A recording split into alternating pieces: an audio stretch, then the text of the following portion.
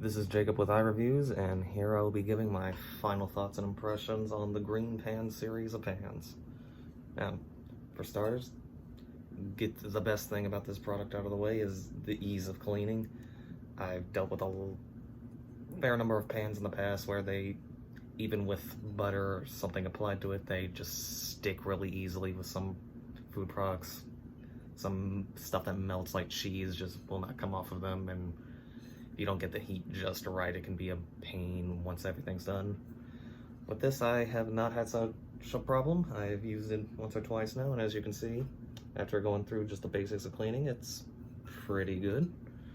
I will have to say, though, that it does have to be taken care of a little bit more specifically than other pans.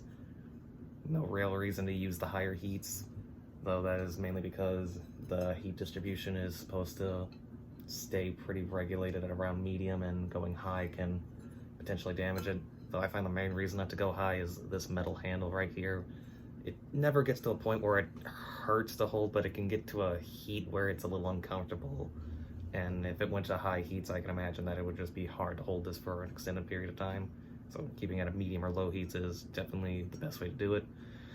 As for probably one of the main downsides, aside from the price, which I'll get into a bit later, I have to say that the fact that you have to be a little more cautious with what you put on here can be a little difficult to do. Instead of using non-stick sprays, you can only really use butters and other such products on here. Non-stick sprays, as the makers of the products state, can damage the lining, which can cause some problems both with the product's longevity and just in the moment, and it can kind of defeat the entire purpose of it.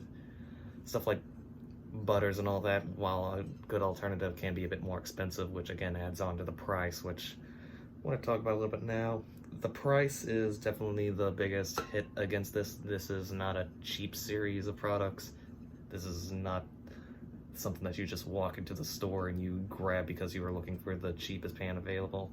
This is something that you get because you want something like this. You want something made this specific way. If you think that this is something that you would like, I would highly recommend to at least look into it a lot more.